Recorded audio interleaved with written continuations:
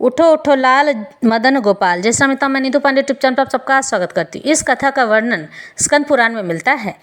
इसमें देव उठनी एकादशी में भगवान को जगाने के कौन से नियम हैं माने गए हैं और भगवान की किस तरह से पूजा आराधना करनी चाहिए बताया गया है। तो ब्रह्मा जी कहते हैं, जो पुरुष कार्तिक महीने में प्रतिदिन पुरुष सूक्त के मंत्रों द्वारा 5 रात को आगम में बताए विधि के अनुसार भगवान विष्णु का पूजन करता है वह मोक्ष का भागी होता है। जो कार्तिक में ओम नमो नारायण इस मंत्र से श्री हरि की आराधना करता है वह नरक के दुखों से मुक्त हो रोग शोक से रहित वैकुंठ धाम को प्राप्त होता है। कार्तिक के महीने में जो मनुष्य विष्णु सहस्त्र नाम तथा गजेंद्र मोक्ष का पाठ करता है उसका फिर इस संसार में जन्म नहीं होता है। हे सुव्रत, जो कार्तिक के महीने में रात के पिछले पहर में भगवान की स्तुति गान करता है वह पितरों सहित श्वेत द्वीप में निवास करता है। आषाढ़ के शुक्ल पक्ष में एकादशी तिथि को शंखासुर दैत्य मारा गया था, इसलिए उसी दिन से आरंभ करके भगवान 4 महीने तक क्षीर समुद्र में शयन करते हैं और कार्तिक शुक्ल पक्ष एकादशी को जागते हैं। इस कारण वैष्णवों को एकादशी में इस तरह के मंत्र का उच्चारण करके भगवान को जगाना चाहिए।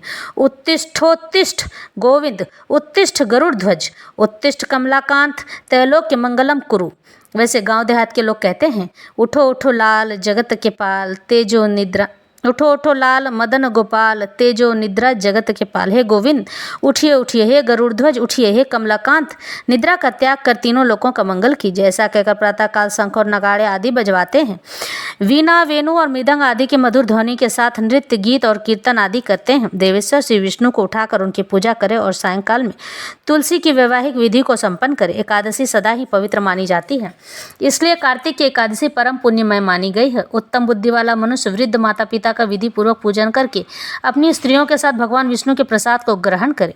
जो इस प्रकार विधि से द्वादशी व्रत का अनुष्ठान करता है वह मनुष्य उत्तम सुखों का उपभोग करके अंत में मोक्ष को प्राप्त हो जाता है। मुनिश्रेष्ठ, जो मनुष्य द्वादशी तिथि के इस परम उत्तम पुण्य में महात्म्य का पाठ अथवा श्रवण करता है वह उत्तम गति को प्राप्त होता है। अब मैं कार्तिक व्रत के उद्यापन का वर्णन करता हूँ, जो सब पापों का नाश करने वाला है। व्रत का पालन करने वाला मनुष्य कार्तिक शुक्ल चतुर्दशी को व्रत की पूर्ति और भगवान विष्णु की प्रीति के लिए उद्यापन करे। तुलसी के ऊपर एक सुंदर मंडप बनाए, उसे केले के खंभों से संयुक्त करके नाना प्रकार की धातुओं से उसकी विचित्र शोभा बढ़ाए।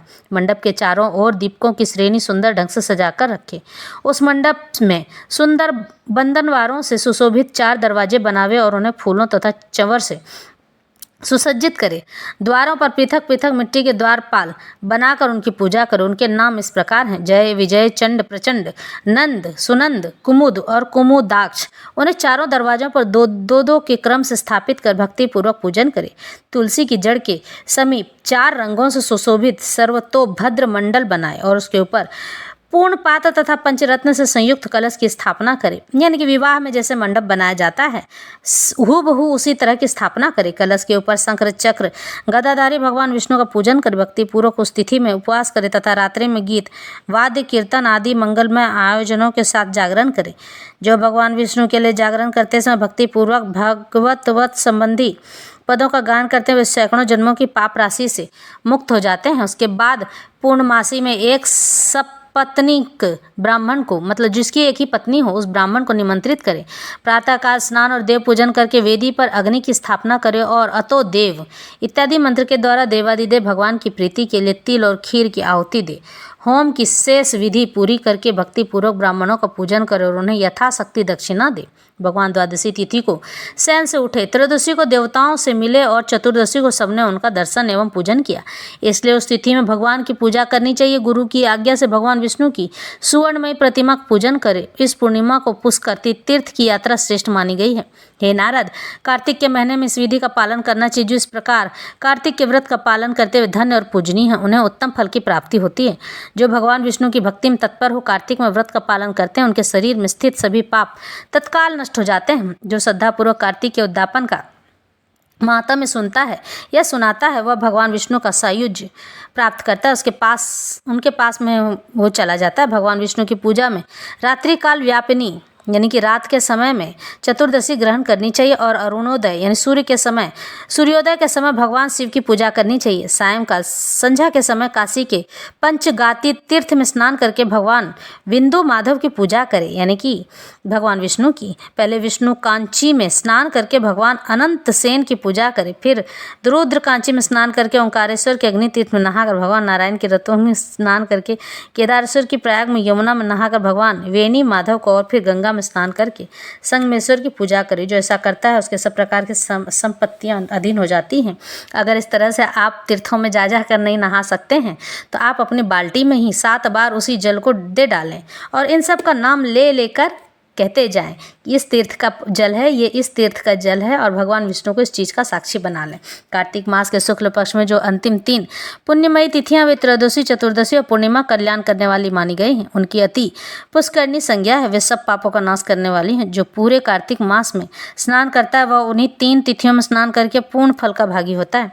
त्रयोदशी में समस्त वेद जाकर प्राणियों को पवित्र करते हैं। चतुर्दशी में यज्ञ और देवता सब जीवों को पावन बनाते हैं और पूर्णिमा में भगवान विष्णु से अधिष्ठित संपूर्ण श्रेष्ठ तीर्थ ब्रह्मघाती और शराबी आदि सब पापी प्राणियों को शुद्ध करते हैं। जो गृहस्थ 3 तिथियों में ब्राह्मण कुटुंब को भोजन कराता है वह अपने समस्त पितरों को उद्धार करके परम पद को प्राप्त होता है। जो कार्तिक के अंतिम 3 दिनों में गीता पाठ करता है उसे प्रतिदिन अश्वमेघ यज्ञ का फल प्राप्त होता है। जो उन 3 दिनों में विष्णु सहस्त्र नाम का पाठ करता है वह जल से कमल के पत्ते की भांति पापों से कभी लिप्त नहीं रहता है। वैसा करने वाले कुछ मनुष्य, देवता और कुछ सिद्ध होते हैं। कार्तिक मास की अंतिम 3 तिथियों में सब पुण्यों का उदय होता है। उनमें भी पूर्णिमा का महत्व विशेष है। पूर्णिमा को प्रातः काल उठकर शौच स्नान आदि से निवृत्त हो समस्त नित्य कर्मों की समाप्ति करके भगवान विष्णु का पूजन करे। बगीचे में अथवा घर पर भगवत भक्त पुरुष कार्तिक पूर्णिमा के दिन मंडप बनावे, उसे केले के खंभों से सजावे, उसमें आम के पल्लवों की वंदनवार लगावे और ऊख के डंडे खड़े करके उस मंडप को सजाए। विचित्र वस्त्रों से मंडप को अलंकृत करके उसमें भगवान विष्णु की पूजा करे। पवित्र, चतुर, शांत, ईर्ष्या रहित, साधु, दयालु, उत्तम वक्ता और श्रेष्ठ बुद्धि वाला पुराणज्ञ विद्वान वहाँ बैठकर पवित्र कथा कहे। पौराणिक विद्वान जब व्यासासन पर बैठ जाए, यानी कि व्यासपीठ पर बैठ जाए, तब से लेकर उस प्रसंग की समाप्ति होने तक किसी को नमस्कार न करें। जहाँ दुष्ट मनुष्य भरे हुए हों, जो शूद्र और हिंसक प्राणियों से घिरा हुआ हो, अथवा जहाँ जुए का अड्डा हो, ऐसे स्थान में बुद्धिमान पुरुष पुण्य कथा न कहे। जो शुद्ध और भक्ति से संयुक्त अन्य कार्यों की अभिलाषा न रखने वाले मौन, पवित्र एवं चतुर हों, वे ही श्रोता पुण्य के भागी होते हैं। जो मनुष्य बिना भक्ति के तथा अधम भाव लेकर पवित्र कथा को सुनते हैं उनको पुण्य फल नहीं प्राप्त होता है। मास के अंत में गंध, माल्य, वस्त्र, आभूषण तथा धन के द्वारा भक्ति पूर्वक पौराणिक विद्वान का पूजन करें। पंडित को दान दे। जो मनुष्य कल्याणमयी पुराण कथा को सुनते हैं वे 100 कोटि कल्पों से अधिक काल तक ब्रह्मलोक में निवास करते हैं। जो पौराणिक विद्वान के बैठने के लिए कंबल, मृग चर्म, वस्त्र, चौकी अथवा पलंग देते हैं, जो पहनने के लिए कपड़े देते हैं, वे ब्रह्मलोक में निवास करते हैं। यह कार्तिक महात्म्य सब रोगों और संपूर्ण पापों का नाश करने वाला है। जो मनुष्य इस महात्म्य को विधि पूर्वक पढ़ता और जो सुनकर धारण करता है वह सब पापों से मुक्त हो भगवान विष्णु के लोक में जाता है। जिसकी बुद्धि खोटी हो तथा जो श्रद्धा से हीन हो, ऐसे किसी भी मनुष्य को यह महात्म्य नहीं सुनाना चाहिए। सूत जी कहते हैं, ब्रह्मा जी के मुख से इस प्रकार कार्तिक महात्म्य की कथा सुनकर नारद जी प्रेम में मग्न हो गए। उन्होंने ब्रह्मा जी को बारंबार प्रणाम किया और स्वेच्छानुसार वहां से चले गए। इस तरह से भगवान को जगाया जाता है कार्तिक मास के जेठान एकादशी को, यानी देव उठनी एकादशी के दिन। और गांव देहात के लोग कहते हैं, उठो उठो लाल मदन गोपाल, तेजो निद्रा जगत के पाल। शंखनाद होती है, घड़ी घंट बजता है, घंटी बजाई जाती है और इतनी धूमधाम से पूजा की जाती है कि ऐसे लगता है कि ईश्वर स्वयं पृथ्वी पर पुनः आ गए हैं। और इस तरह से भगवान की हमें 5 दिन तक पूजा आराधना करते रहनी चाहिए, यानी कि एकादशी से लेकर पूर्णिमा तक। तो अब इसे यहीं संपन्न करते हैं।